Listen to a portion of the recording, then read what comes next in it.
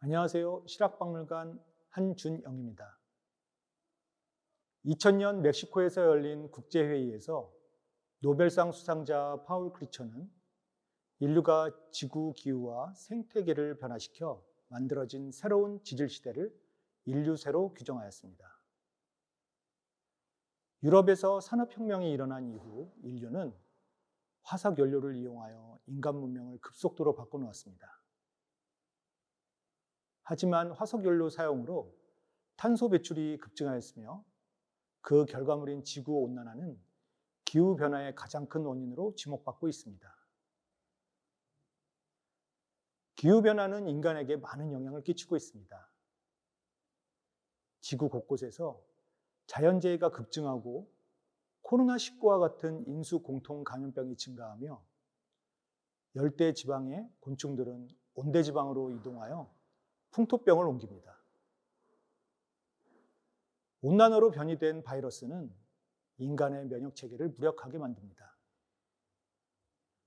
의학계에서는 폭염으로 심혈관 질환과 온열 질환이 발생하고 각종 감염병의 발생 위험이 높아지며 재난, 재해로 인한 사망, 부상, 정신질환 등이 증가한다고 경고합니다.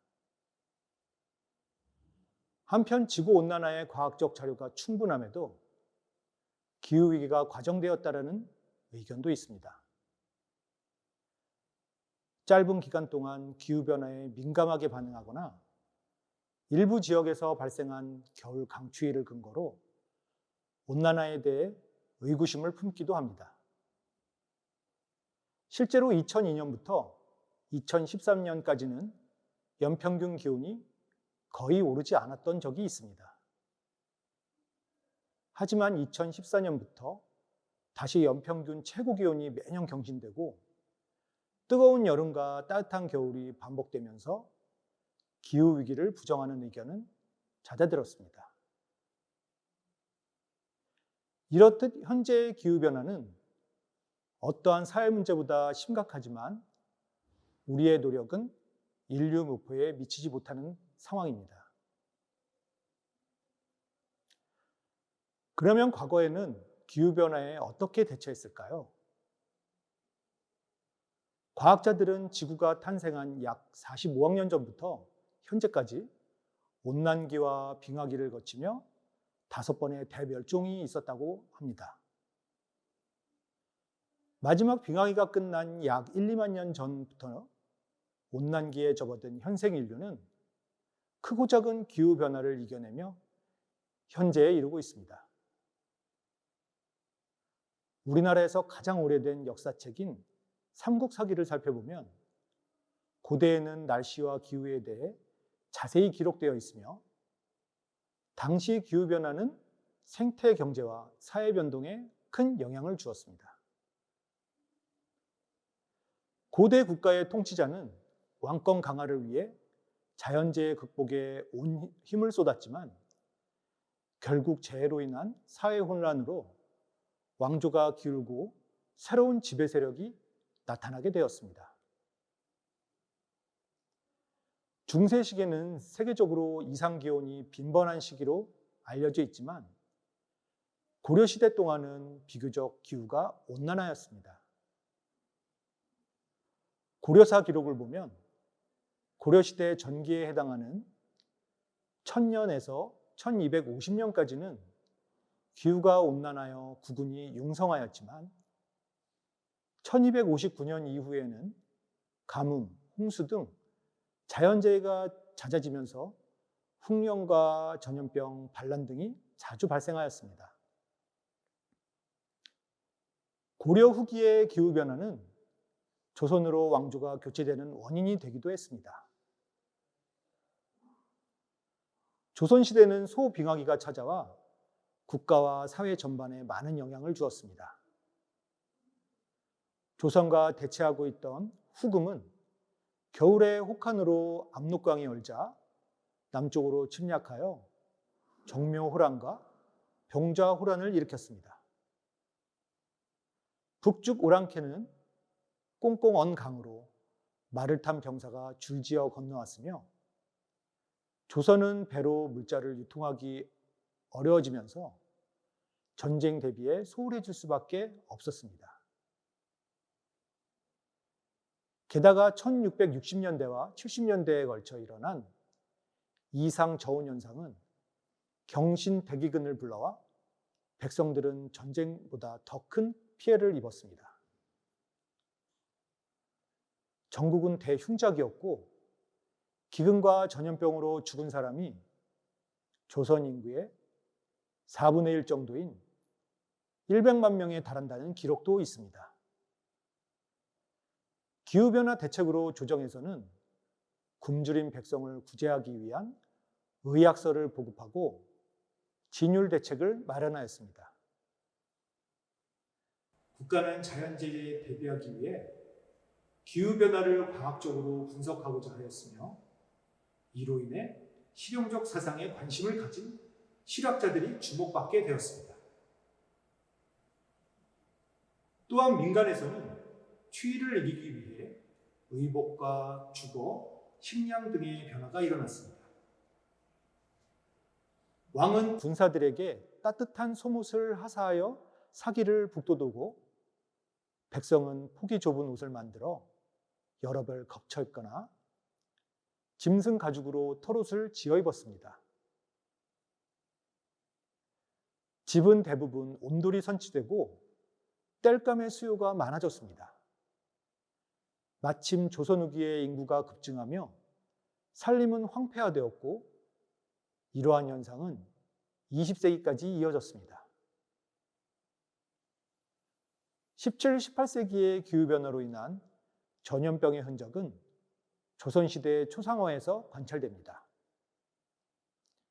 마마, 두창 등으로 불렸던 천연두는 종두법이 개발되기 전까지 치명적인 전염병이었습니다. 너무 흔해서 평생 한 번은 거쳐야 하는 질병으로 생각했을 정도로 전염이 쉬운 바이러스성 질환이었습니다.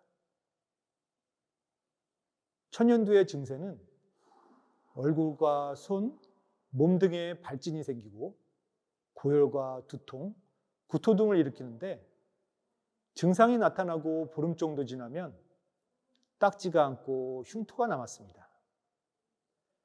그 흔적이 많이 남아있는 조선시대 초상화는 터럭 하나라도 다르면 다른 사람이다 라고 할 정도로 사실적으로 인물을 묘사하였습니다. 최근 은퇴한 어느 의사의 연구에 의하면 조선시대 초상화의 얼굴에서 천연두 흔적이 관찰되는 비율이 14%라고 밝혀질 정도로 흔한 질병이었습니다. 경기도 박물관에 소장된 오명왕 초상에는 공신이었던 관료의 얼굴에 천연두를 앓았던 곰보 자국이 선명히 그려져 있습니다. 한편 18세기 후반 조선의 학자들의 사이에서는 자연 생태관에 관한 흥미로운 논쟁이 있었습니다. 그 논쟁은 인간의 본성인 인성과 자연 사물의 본성인 물성이 같은가 혹은 다른가 하는 내용이었습니다. 인성과 물성의 같고 다름을 둘러싼 학문적 논쟁이었는데 대다수의 성리학자들은 초목이나 금수는 인간보다 아래에 있다고 생각했습니다. 그러나 성호 이익이나 담원 홍대영과 같은 일부 실학자들은 자연 관찰을 통해 물성이 인성보다 못할 이유가 없다고 생각했습니다.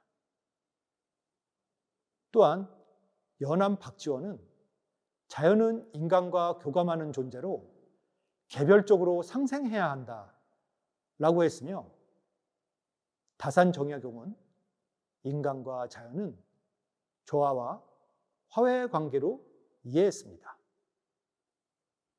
이렇듯 많은 실학자들은 자연은 인간이 소모하는 대상이 아니라 서로 공존하는 관계라고 생각했습니다.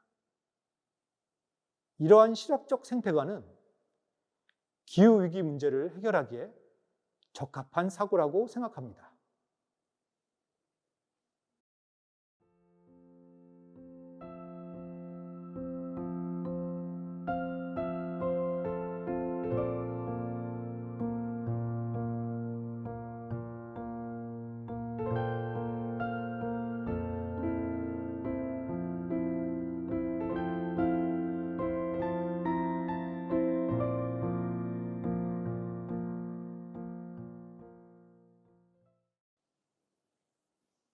또한 이러한 실학자들의 자연과는 현재 유엔의 주도로 진행되는 기후변화 대책의 기본 정신과 일맥상통합니다. 2015년 유엔 총회에서는 지구의 지속가능 발전을 위한 인류 공동의 17개 목표를 결의한 바 있습니다. 여기서 13번째 목표인 기후행동은 기후변화와 그 영향에 대처하기 위한 긴급 대응을 지향하였는데, 이 목표를 달성하기 위해선 사회 구성원 간의 합의를 통해 경제 중심에서 자연 중심으로 패러다임의 변화가 필요하다고 이야기합니다. 처음 말씀드렸던 인간이 지구온난화를 일으켜 만든 위기의 시대, 인류세를 바라보는 관점은 다양합니다. 정리해보면 인류는 언제나 위기를 슬기롭게 헤쳐나갔다는 긍정적인 시각도 있고, 이기적인 행동으로 결국 멸종 또는 파멸에 이를 수 있다는 비관론적 시각을 가진 사람도 있습니다. 이렇게 위험에 빠진 지구를 살리기 위해선 조선의 실학자들이 가졌던 자연 친화적 사고가 필요하다고 생각합니다. 미래에 대한 여러분의 선택은 어떠신가요? 지금 우리에게는 어려운 일이 닥치면 서로 돕는다라는 실학 정신이 필요한 때입니다. 감사합니다.